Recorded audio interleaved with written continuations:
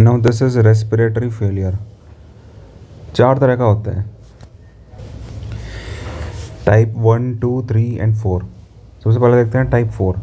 Type 4 में respiratory muscles जो है ना वो ही काम नहीं कर पा रही। क्यों? क्योंकि उन तक ब्लड नहीं पहुंच पा रहा, ऑक्सीजन नहीं पहुंच पा रही, तो वो काम नहीं कर रही। रेस्पिरेटरी मसल्स काम नहीं करेंगी तो रेस्पिरेशन होगी नहीं अच्छे से।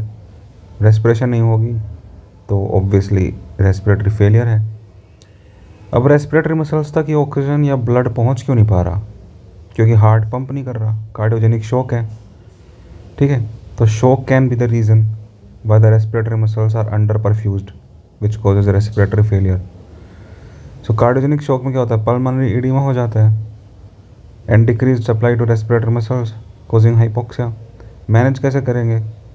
एंडोट्रेकल ट्यूब डालो, क्योंकि रेस्पिरेटरी मसल्स तो काम कर नहीं रही, तो एंडोट्रेकल ट्यूब डाल के सांस दे देंगे बॉडी को। With intermittent positive pressure ventilation which is IPPV is the first line management. और शॉक को ट्रीट करेंगे कैसे? या तो आयनोट्रॉप्स दे दो या फिर इम्पेला लगा दो हार्ट में। इम्पेला का काम क्या होता है? लेफ्ट वेंट्रिकल से अयोटा तक ब्लड पंप कर देता है। वेंट्रिकल से उठाता है ब्लड को और अयोटा में पंप कर देता है, क्योंकि वेंट्रिकल तो कॉन्ट्रैक्ट कर नहीं रहा शॉक के अंदर, कार्डियोजेनिक शॉक के अंदर। तो ये था टाइप 4। टाइप 3 में क्या होता है?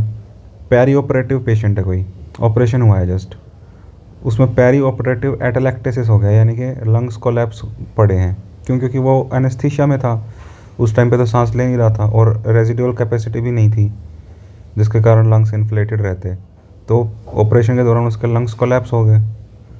तो पेरी ऑपरेटिव एटेलेक्टेसिस के कारण टाइप 3 रेस्पिरेटरी फेलियर होता है। और ये सबसे ज़्यादा पाया जाता है ओबीज पेशेंट्स में या फिर एल्डरली पेशेंट्स में। जनरल एनेस्थीसिया के अंडर था पेशेंट, फंक्शनल रेजिडुअल कैपेसिटी कम हो गई, जिसके कारण कोलैप्स हो गए लंग की बेसल सेगमेंट्स, ऑक्सीजन सैचुरेशन भी कम हो गई। और मान लो एनाल्जेसिया इनएडिकेट था पेशेंट में, तो पेशेंट ड्यूरिंग द ऑपरेशन दर्द के कारण हाइपर वेंटिलेट करता है या फिर मतलब ऑपरेशन के बाद भी इनएडिकेट एनाल्जेसिया है, तो पेशेंट जो है डीप सांस तो ले नहीं पा रहा, डीप नहीं ले पा रहा तो हाइपर वेंटिलेट करेगा। डीप सांस लेगा तो दर्द होगा, इसलिए वो हाइपर वेंटिलेट करने लगता है, शैलो ब्रीथ करता है लेकिन फास्ट। सो हाइपर वेंटिलेट करता है तो कार्बन डाइऑक्साइड वॉश आउट हो जाता है, जिससे रेस्पिरेटरी एल्कलोसिस हो जाता है। तो टाइप 3 में रेस्पिरेटरी एल्कलोसिस देखने को मिलता है पेरी ऑपरेटिव पेशेंट के अंदर।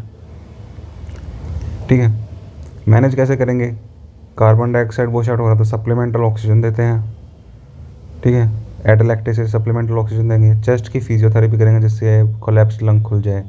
इंसेंटिव स्पायरोमीटर करेंगे जिससे कोलैप्स्ड एल्विलाई खुल जाए। ठीक है, ये था type 3 in perioperative patient. Type 4 was an shock. अब 1 और 2 क्या होता है? Type 1 and type 2। टाइप 1 में और टाइप 2 में मेन डिफरेंस ये है कि दोनों में ही PO2 तो कम हो जाता है, लेकिन PCO2 टाइप 1 में कम रहता है बॉडी में, जिसके कारण रेस्पिरेटरी एल्कलोसिस रहता है टाइप 1 में। लेकिन टाइप 2 में एक्यूमुलेट होने लगती है कार्बन डाइऑक्साइड बॉडी के अंदर ही, बाहर नहीं जा पाती ड्यू टू सम ऑब्स्ट्रक्शन और due to some respiratory muscle paralysis. ठीक है, तो उसके कारण बाहर नहीं जा पा रही, कार्बन डाइऑक्साइड बढ़ने लगी बॉडी में, तो रेस्पिरेटरी एसिडोसिस होता है टाइप 2 रेस्पिरेटरी फेलियर में। अब क्या रीजंस हो सकते हैं कि कार्बन डाइऑक्साइड बाहर नहीं जा रही है? तो कोई ऑब्स्ट्रक्शन है, तो सीवियर एक्यूट अस्थमा है मान लो, इतनी नैरोइंग हो गई है ब्रोंकाई की कि कार्बन डाइऑक्साइड बाहर जा ही नहीं सकती।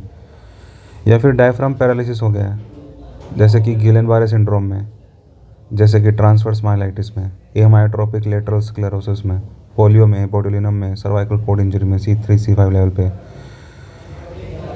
हाइपोकैलेमिया में, ड्यूचेन मसल डिस्ट्रॉफी में डायफ्राम पैरालिसिस हो गया, जिसके कारण कार्बन डाइऑक्साइड बाहर नहीं जा रही। स्टेटस अस्थमैटिकस है, क्रॉनिक ब्रोंकाइटिस एक्सासर्बेशन है, जिसमें भी ऑब्स्ट्रक्शन ऑक्लूजन होता है, उसके कारण बाहर नहीं जा पाती carbon dioxide. Obstructive sleep apnoea, इसमें भी ऑब्स्ट्रक्शन है। पल्मोनरी एम्बोलिज्म है, पल्मोनरी एम्बोलिज्म में क्या होता है? पल्मोनरी आर्टरीज में एम्बोलाई है, तो ब्लड जो है वो लंग्स के पास जा नहीं रहा, तो फिर कार्बन डाइऑक्साइड निकलेगी कैसे शरीर से? तो ये था जिसमें कार्बन डाइऑक्साइड का लेवल बढ़ रहा था बॉडी में। Type 2 respiratory acidosis and type 2 respiratory failure. Type 1 respiratory failure में क्या होता है? PCO2 जाती है बॉडी से बाहर, जाती है, कुछ ज़्यादा ही चली जाती है, इतनी चली जाती है कि PCO2 लेवल्स कम हो जाते हैं, जिससे रेस्पिरेटरी एल्कलोसिस हो जाता है टाइप 1 में। ये हो सकता है एक्यूट अस्थमा में। ठीक है, पेशेंट हाइपर वेंटिलेट करता है जिससे ऑक्सीजन ना कार्बन डाइऑक्साइड बाहर।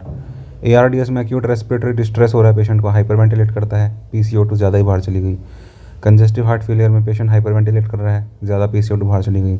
फैट एम्बोलिज्म में, निमोनिया में और स्पॉन्टेनियस न्यूमोथोरैक्स, इन सब में ही पेशेंट हाइपरवेंटिलेट करता है, जिसके कारण PCO2 कम हो जाता है।